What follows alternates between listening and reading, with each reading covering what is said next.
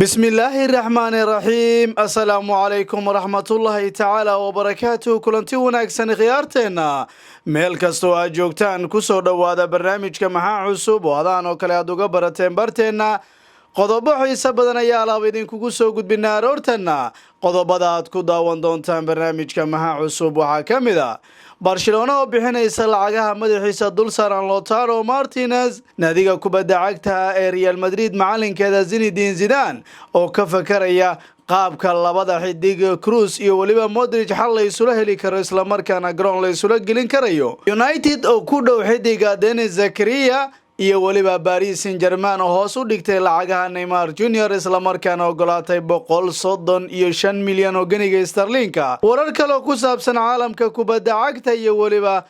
caabuqa corona warar kale oo ka soo kordhay naadiga kubadda cagta Valencia xidigaheedii oo si rasmi u iclaamiyay sida xidiga Mangala oo isagu fariin soo diray naadiga kubadda cagta Manchester City hore ugu ciyaari jiray xidigan oo iyaduna fariin u dirtay sidoo kale fariintii murugada lahayd ee uu soo diray Luis Gaya ayaa sidoo kale ku maqli doontaan isla markaana uu kaga hadlayo xaaladda uu ku jiro halka xidiga Chelsea isagu u ciyaaray Mount isagu uu jibiyay nidaamkii loogu talagalay 14 cisho ee soo aadan inuusan gurigiisa ka bixin isla markaana la arkay isagoo meelaha wareegaya inta iyo ka badan barnaamijka aad ku daawan doontaan anigoo Cabduqaadir Qayska ee idin soo saaray meel kasto aad joogtaan subax wanaagsan daawadahaanu jecelnahayo haddii ay ku soo gaari waayaan muuqaalada dunida ciyaaraha tube fadlan furo gambaleelka digniinta hore haddii uusan kugu furnayn waxaan kaa codsanaynaa waqtigiisa haddii uu ku soo gaari waayo inaad searchinka ku qortid dunida ciyaaraha oo si toosa channelka aad u soo gashid taasina waxay naga tahay ogeysiis si aysan kuu dhaafin wararkeena xiisaha leh aad baad ugu mahadsantihiin intii wanaagsan khiyaarteena meel kastoo aad joogtaan ku soo dhawaada barnaamijka maxaa cusub tartanka Premier League wuxuu ka mid yahay tartamo kala duwan oo loo joojiyay sabab ku aadan caabuqa halista ee corona haddaba waxaa jira xidigo markaasi Premier League ka ciyaara isla markaana shabakada Daily Mail iyadoo ay ku soo koobtay liiskan isla markaana ay sheegtay in mustaqbalkooda mugdi ku jiro san kala cadeyn xilciyaareedka soo aadan haddii ay sii joogi doonaan Premier League iyo haddii ay ka tagi doonaan naadiyo dhowr ayaa doondoonaya halka kuwa kale iyagu ay doonayaan markaasi xidigahan laakiin iyagu qaar waxay doonayaan inay ka tagaan kooxooda kuwana waxay doonayaan heshiis cusub in loo saxiixo qaarkood bandhig cajiib ayay sameynayaan xidigahan kuwa kalena iyagu mustawahoodu wuxuu yahay mid iska hooseeya xidiga Igalo oo kooxda kubadda cagta Manchester United ka tirsan isagu bandhigiisa wuxuu yahay mid aad u fiican sidaas oo ay tahay markii uu imanay waa lagu maadeysanaya samarkana kuwa ka soo horjeeda United waxay lahaayeen ma hadda keenteen Igalo laakiin hadda waxa lagu leeyahay isagu wuxuu noqday Diamond booskii Rashford ayuu buuxiyay gool fara badan ayuu kooxda u dhaliyay tan iyo intii markaasi garoonka u galay kooxda kubadda cagta Shayatiin Xumur sidaas oo ay tahay haddana waxa lagu leeyahay kooxda kubadda cagta United isagu xidigan waxa uu ka sugayaa heshiis wuxuuna ogol yahay xitaa mushaaraadkiisa hoos u dhigo hadiiba uu ka helayo heshiis kooxda kubadda cagta Manchester United sidoo kale xidiga labaad waa ninka Tottenham isagu ciyaari jiray Newcastle isagu ku biiray Danny Royce xidiga la yiraahdo wiilkan Jose Mourinho ayaa soo ceyriyay 6 bilood oo amaah ayuu ku joogi doonaa kooxda kubadda cagta ee Newcastle United habeenadii ugu dambeeyay kooxda kubadda cagta Tottenham isaga soo tagay isla markaana Newcastle ku biiray sidaas oo ay tahay isaguna mustaqbalkiisa ma degano waxa lagu leeyahay meesha uu aadi doono ilaa hadda uma cayina haddii uu naadiga kubadda cagta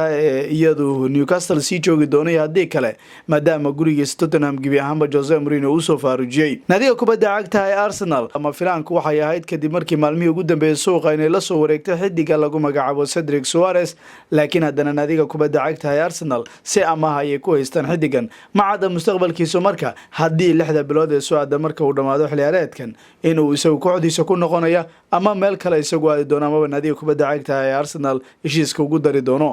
Suarez oo isagu markaasi fursad ku filan aan helinaya dhaawac kaga maqan kooxda kubadda cagta ee Gunners Arsenal kulamo ku filan oo ma uusan tababaraha kooxda kubadda cagta ee Gunners Arsenal Mikel Arteta ayaa isaguna qaba caabuqa halista ee corona kaas oo isaguna la dhibaatoonayo waxaana gibi ahaanba la joojiyay tartamadii kooxdu ay ka qayb galaysay iyo waliba guud ahaan Premier League iyo koobabka kale Ingiriiska laga ciyaarayay horyaalka wadankaasi Brazil habeenkii xalay toole waa la joojiyay laakiin shalay toole kulan ayaa jiray naadiga kubadda cagta Grêmio ayaa ciyaartay oo kulankaasi ciyaaraysay waxa yaab lahayd natiijada lagama hadlayo iyadoo ay badiso 2 gool iyo 3 ay ku adkaatay laakiin arinta kale cajiibka waxay ahayd in 11 xidiga garoonka ugu jiray gibi ahaan bay soo xirteen aqnicada ama ma arkatay baalkan afka lagu xirto oo hadda cudurka ama caabuqa corona looga hortagayo isla markaana labada qofood inay isku neefsadaan ama neeftooda inay isgaarto looga hortagayo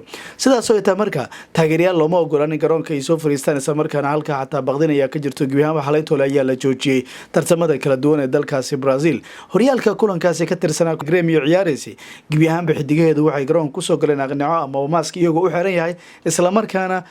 ciyaareen hadaba madaxa ciyaaraha kooxda kubadda cagta Grêmio oo isagu la hadlay ayaa wuxuu sheegay in muhiim ay tahay laacibiintu in markaasi ay xirtaan maaskigan inta garoonka ay ku jiraan sabab ku aadan caafimaadkooda wuxuuna sheegay mashaakilka cabsida caalamku ay ka sii siyaadayso marka laga hadlayo arintan difaaca kooxda kubadda cagta ee Valencia ninka la yiraahdo Mangala ayaa isagu wuxuu ka hadlay xaaladda adag uu ku jiray iyo waliba dunida kubadda cagta iyo caalamkuba dhibaatada uu ku hayo caabuqa corona nadiga kubadda cagta Valencia wararkeena waxaad ku daawateen axadii in xidigo kamid ah safkeeda lagu daray shaqaalaheeda qaarkood uu haleelay cudurka ama caabuqa corona 19 hadaba viruskan oo mashaakil baan ku haya caalamka ayaa nadiga kubadda cagta ee Valencia shantaas ruux iyadoo ka haleeshay shalay toole galabna bayaan rasmi ku shaacisay laakiin Mangala oo isagu bayaan soo dhigay bartiisa Twitterka ayaa si cad u sheegay isagu inuu ka mid yahay shanta ruux ee Valencia isla markaana uu ka soo muuqday astaamaha lagu garanayo caabuqan waxaan ogaaday buu yiri aniga inaan qabo caabuqan isla markaana wuxuu yiri waxa suuragal ah in caabuqan uu ka soo muuqdo adiga oo aysan astaamo ka soo muuqan isla markaana inaad xanuunsantahay in kale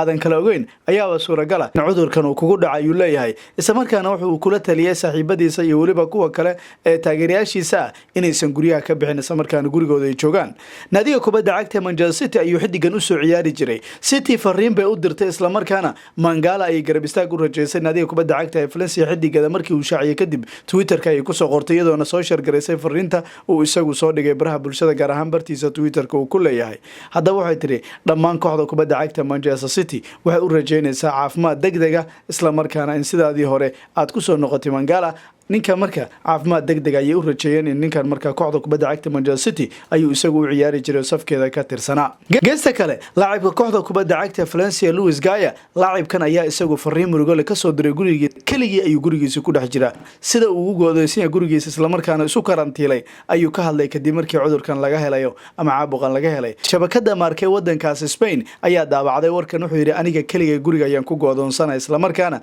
guriga ayaan ku karantiilanay ayuu leeyahay waxaan doonaya inaan isticmaalo baraha bulshada laakiin wuxuu sheegay inuu hubo isagu caafimaadkiisa weli inuu fiican yahay geesta kale dadka ugu badan ee baahiyaha qaba ayuu ku tilmaamay dadka da'da isla markaana wuxuu ammaanay qoliyaha caafimaadka dadaalka ay ku bixiyeen garab istaagooda isla markaana sidii dhibaatada lagu jiro looga baxnaanin lahaa wuxuu u mahad celiyay dhammaan qoliyaha caafimaadka hadii ay noqon lahaayeen dhaqaatiirtii waliba kalkaalisooyinka iyo cid kasta oo shaqaalaha caafimaadka kamid ah geesta kale ma hilmaami kara buu yiri ciidamada ammaanka dadaalka ay ka geysanayaan sidii loogu gurman lahaa dadka dhibaataysan isla markaana ku go'doonsan guryahooda kuwan ayaa ahliyada dhabta buu yiri waqtiga lagu jiro wabaan isla markaana cudurkan ama caabuqan halista geesta kale naadiga kubadda cagta Blue Chelsea xidigeeda Mason Mount ayaa isagu jibiyay sharciga naadiga kubadda cagta ee Blue Chelsea iyo waliba qoliyaha caafimaadka ugu tala galeen 14 cisho soo aadan xidigan gurigiisa inuu ka soo bixin Mount ayaa la arkay isagoo meel wareegaya isla markaana jarrada Mirror ayaa soo qabatay xidigan oo isagu jibiyay nidaamkii loogu tala galay in 14 cisho soo aadan isagoo gurigiisa uusan ka bixin kadib markii isagu la ogaaday saaxiibkiisa Odi in laga helay caabuqan Chelsea ayaa mushkilad weyn dhex dhigi doonta ayaa lagu leeyahay sawirkan laga qaaday isla markaana la arkay isagoo meel saaxiibadiisa la joogo gaar ahaan saaxiibkiisa naadiga kubadda cagta ee West Ham Declan Rice oo la arkay iyagoo goob ay ku wada sugan yihiin jamaahirta kooxda kubadda cagta Chelsea ayaa dhaliilay laacibkooda isla markaana waxa suuragal ah leeyahay sawirkan hadii iyadoo laga helo dad kale isla markaana isagu inuu qabo ay dhacdo isla markaana meel kale u gaarsiiyo waxay noqon doontaa Premier League oo idilba in la kansalayo ayaa leeyahay oo sidaas ayaa lagu waramaya waxa jira xidigo ka faa'iideystay caabuqan isla markaana jarrada Daily Mail ka waram warmayso inay u ahayd fursad ay heleen isla markaana ay kaga gudbayaan mashaakilo haystay. haddaba xidiga badan ayaa ugu horeeya isla markaana xidiga Paul Pogba, Harry Kane, Eden Hazard iyo waliba kuwa kale ayaa kamid ah kuwa fursad u arkay caabuqan isla markaana iyagu garoomada ka maqnaa. haddaba jarada Daily Mail oo warbixin dheer ka diyaarisay ayaa waxay ugu horeysiinaysaa Paul Pogba, laacibka kooxda kubadda cagta Shayatiin al-Xumar iyo ninka Faransiiska muddo garoomada waa uu ka maqnaa, isagu waa uu dhaawacnaa ayaa lagu leeyahay. sidaas oo ay tahay muddo kadib kooxda kubadda cagta Manchester United haatan iyadu kama qayb galayso wax tartan oo maba jiraan ba tartan la ciyaarayo. sidaas daraadeed ninkan fursad bay u tahay ayaa la yiri garoomada kubadda cagta isagu inuu ku soo noqon doono, isagoo sidoo kale rajeynaya waqtiyada soo aadan inuu ciyaari karayo. kulankii Manchester City ayaa la filayay laakiin xidigan lama helin, laakiin hadda waxaa la rajeynayaa marka isagu dib loo bilaabo tartanka diyaar inuu noqdo. weliga waxaa lagu leeyahay isagu haatan waa uu ka caafimaadaya, waana diyaar marka kulamada haatan dib loo bilaabo.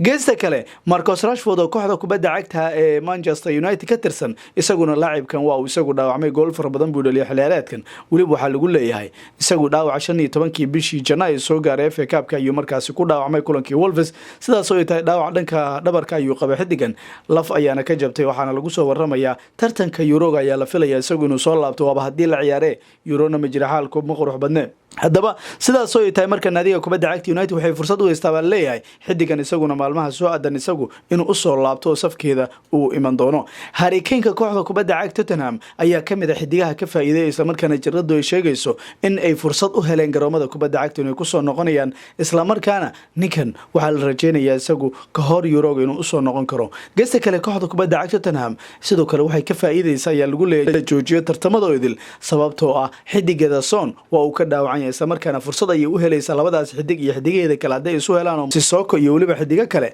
waxay noqonaysaa baa la yiri in ay qayb ka noqon karaan kuwa u soo bixi kara Premier League hadii dib loo bilaabo. golayaha kooxda kubadda cagta Liverpool Alisson Becker numberka koowaad ninka waa kooxda kubadda cagta Reds hadii habeenkii Liverpool Champions League ay ka hareysay Atletico ay burbursanaysay waliba bartamaha garoonka Anfield iyadoo Adrian Gosh ugu jiray hadii uu joogi lahaa in badan oo taageerayaasha Liverpool waxay qabaan in Liverpool wixii ku dhacay habeenkaas aysan ku dhici lahayn, laakiin waqtigii shalayda lama joogo. hadda ninkan waxaa lagu leeyahay fursad ayuu u haystaa, waa suuragal in markaasi uu dib ugu soo laabto garoomada marka durba dib loo bilaabo tartamada oo caabuqan xal loo helo. geesta kale Tammy Abraham dhibanayaasha naadiga kubadda cagta Chelsea macalinkeeda Frank Lampard xataa qayb buu ka yahay maadaama xidiga badan isagu ay ka dhaawacan yihiin. Tammy Abraham ayaa lagu leeyahay wuxuu kamid yahay xidigaha ugu muhiimsan ee kooxda kubadda cagta ee Blues Chelsea, sidaas daraadeed bilowga xilciyaareedkan xitaa gool fara badan buu dhaliyay kooxdan waa uu caawiyay, laakiin waqti dambe ayuu ka dhaawacmay ninkan. kulamo badan xitaa wuxuu isku dayay inuu soo laabto laakiin muusan haleelin oo tawfiiqdu muusan helin oo ahaa mid isagu dhaawaciisu mar kale dib u sii dhigayay, wuxuuna garoomada maalinta ka dambeysay isagu mid ka sii baxayay. haddaba naadiga kubadda cagta Blue Chelsea ninkan fursad ay u helaysaa baa la yiri si lamida Eden Hazard oo kooxda kubadda cagta Real Madrid la filayay 2 bilood isagu inuu ka maqnaado, laakiin ilaa iyo marka la gaaro bisha June amaba Abriil aakhirkeeda waxa dhici karaysa Hazard dib inay u helaan kooxda kubadda cagta Madrid. waa fursad ayaa lagu leeyahay Asensio in iyaduna ay hesho naadiga kubadda cagta Real Madrid oo safkooda iyaguna ay keeni doonaan. geesta kale Luis Alberto Suarez ayaa kamid ah isaguna xidigaha suurtagalka ay kooxda kubadda cagta Barcelona u soo noqon doono. waliba Suarez sheekadiisu waa sheeko way dhaaftaybo, kulanka Napoli ayuu diyaar garow ugu jira isagu inuu ciyaari karay. waa Napolida hadda ma aragta lugta labaad ee dhiman tahay ee waqtiga markaa caabuqan hoos hadii xal loo helo la ciyaari karo. ninkan wuxuu doonayaa isagu inuu ciyaaro isla markaana mushkiladaasi xal loo helo, marka waxa lagu leeyahay waqtigaas ba isagu wuxuu doonayaa inuu ciyaaro oo mashaakilkaasi la iska soo dhameeyo. marka naadiga kubadda cagta markaasi Barcelona xidigeeda lagu magacaabo Luis Alberto Suarez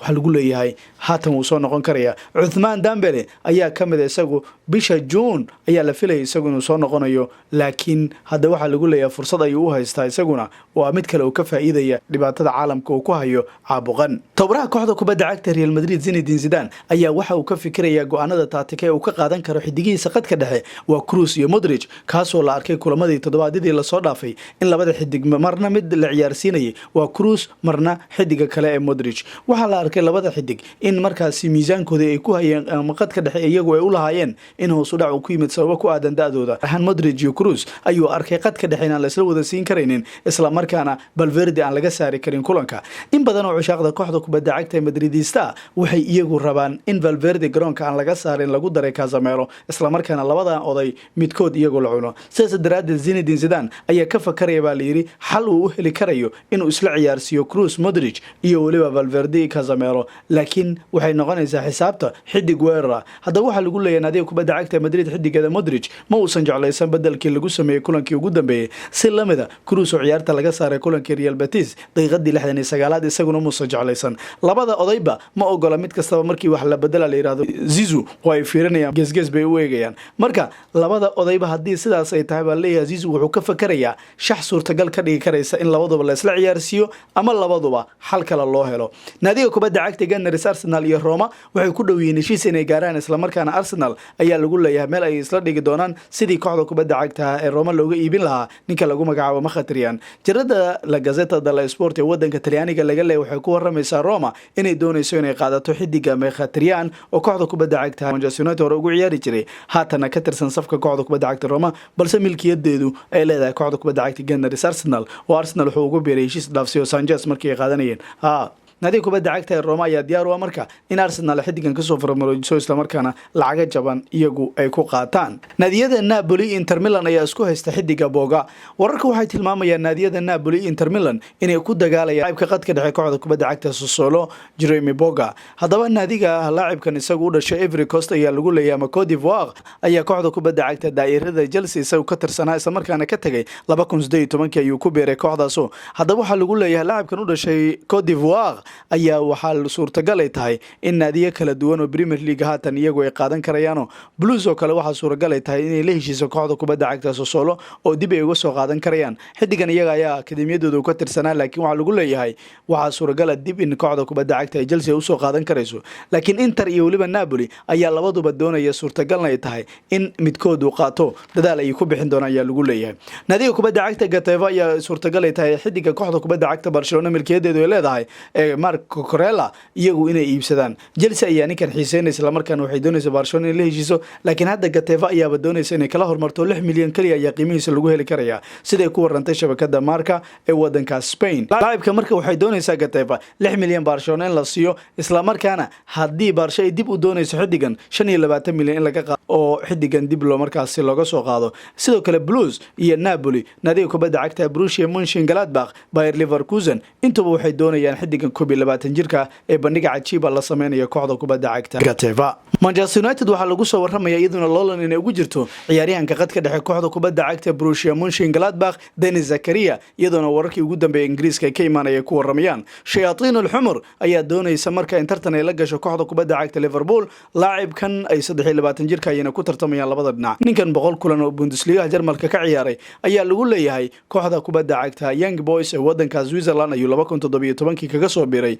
kooxda kubadda cagta Borussia Mönchengladbach ayuu bandhiga cajiib la sameeyaa. mustaqbalka xidigaha Paul Pogba iyo waliba ninka kale Matic ayaan la ogeyn oo ilaa hadda aan cadayn. Bruno Fernandes ayaa kooxda la keenay isla markaana Sporting Lisbon laga keenay qadka dhexe kooxda kubadda cagta United wuu kala kiciyay isla markaana uu iftiiniyay. United marka Bruno kadib waxay doonayaan Denis Zakaria in loo keeno qadka dhexe lagu xoojiyo. kooxaha Liverpool, Athletic Madrid iyo waliba Borussia Dortmund iyo kooxo kale ayaa doonaya suurtagal inay tahay xidigan iyagu inay qaataan isla markaana safkooda ay ku xoojiyaan. shabakada Daily Mail ee wadanka Britain waxay ku waramaysaa Paris Saint-Germain in hoos ay u dhigtay qiimihii xidiga Neymar Jr amaba ay ogolaatay in lacag jaban ay ku siiso kooxda kubadda cagta Barcelona. ninkan rekoorka ku biiray lacag ninkan oo lacag rekoor ugu biiray kooxda kubadda cagta PSG 2017 kadib markii ay bixiyeen lacagii madaxiisa dul saarna 222 milyan oo ganiga sterlinka amaba 186 milyan oo ganiga sterlinka ayaa lagu leeyahay 2017 kamnu uga tagayo. ninkan 69 gool ayuu sii mariyay 80 kulan kooxda kubadda cagta PSG uu ciyaaray. haddaba shabakada ESPN ayaa waxay ku waramaysaa in adiga kubadda cagta PSG iyadoo ay ogolaatay liigaha inuu ku laabto xidigan isla markaana Leonardo agaasimaha kooxda kubadda cagta ee Paris Saint-Germain ayaa waxaa suurtagal ay tahay xidigan isagu inuu ogolaado isla markaana safka adiga kubadda cagta PSG uu ka baxo 135 milyan oo ganiga sterlinka ayaana diyaar lagu leeyahay koox kasta oo qaadanaysa xidigan farteen laga saaro. Neymar ayaa sababta loo diray waxaa lagu leeyahay diyaar uma aha inay ogolaadaan xidiga Kylian Mbappe lacag dhan 300 milyan lagu heli karo maadaama xidigan 15 sano soo aadan aad ku dagaalami karaysid. Paris Saint-Germain ayaa haatan waxay ka mid tahay kooxaha iyagu u dagaalamaya koobkii UEFA Champions League sanadkan inkastoo gibi ahaanba la joojiyay tartamada kala duwan ee Yurub sabab ku aadan caabuqa corona meelo kala duwan oo Yurub dadka ku dhibaateynaya. daba marka Barcelona iyo kooxaha kale doonaya Real Madrid ama kuwa kale iyagu waa suurtagal waa qaadan karayaan xidigan. shabakada Marca ee wadanka Spain waxay ku waramaysaa naadiga kubadda cagta Manchester United inay la dagaalamayso naadiga Real Madrid Van de Beek ayayna ku dagaalamayaan. Shayatiin Xumar ayaa go'aanstay iyo laacibka Hollandeeska inay soo qaadato isla markaana kooxda kubadda cagta Madrid ay ku garaacaan. Naadiga kubadda cagta Manchester United ayaa ku qancinaysa laacibka kooxda kubadda cagta Ajax inuu yimaado Old Trafford isla markaana ay doonayaan mashruucaas inay ka gadaan. Haddaba Real Madrid ayaa hore heshiis ula gaartay xilciyaareedkii hore laakiin waa ku boodeen wiilko sababo ku aadan xidigaha James Rodriguez iyo Gareth Bale oo safka aan laga dirin. Sidaas oo ay tahay naadiga kubadda cagta Madrid ayaa doonaysa marka xilciyaareedkan iyagu inay soo qaataan isaga iyo waliba xidiga kale laakiin naadiga kubadda cagta ee Manchester United ayay ku xidhnaan doontaa sida iyadu horumar ay uga sameeyso heshiiska. Marka ka imanaya wadanka Spain waxay ku waramayaan naadiga kubadda cagta Barcelona in iyadu ay doonayso inay soo qaadato Lautaro Martinez isla markaana xilciyaareedkan aakhirkiisa iyagu ay soo qaadan doonaan ayaa lagu leeyahay. Shabakada Tutto Sport waxay ku waramaysaa Barcelona in iyagu ay soo qaadan doonaan laacibka Lautaro Martinez isla markaana 101 milyan oo ganiga sterlinka iyagu ay ka shubi doonaan waxaan u dhigantaa 112 milyan oo euro isla markaana lacagaha madaxiisa dul saaran ayay bixin doonaan maba laga wada hadlay ayaa lagu leeyahay xitaa haddii 112 milyan inay shubaan ay noqoto Barca way shubaysaa ayay ku waramaysaa shabakadahaas xitaa waxaa qortay warkan Daily Mail oo wadankaas England laga leeyahay sidoo kale naadiga kubadda cagta ee Barcelona ayaa lagu leeyahay waxay doonaysaa mas'uuliyiinta Inter in xidigan ay ka soo qaataan halka ay doonayaan Arturo Vidal iyo xidiga kale iyagu qayb inay kaga dhigaan isla markaana iyagu ay siiyaan sababta ugu weyn ee Barcelona ay xidigan u doonayso ayaa lagu leeyahay sabab ku aadan xidiga Luis Suarez oo garoomada muddo dheer ka maqnaa xitaa da'diisu ay sii kordhayso Ousmane Dembele xitaa waxaa lagu leeyahay lama hayo kulamo badan isagu waa u dhaawacmay sidaas daraadeed Ansu Fati isagu waa u yaryahay Messi iyo keligii ayaa meesha ka shaqeynaya halka Griezmann isaguna uu joogo inuu maqan yahay aan la kala hayn guud ahaan barnaamijka maxaa cusub waa naga intaan ku kulmi doona barnaamijkan mid lamid ah salaam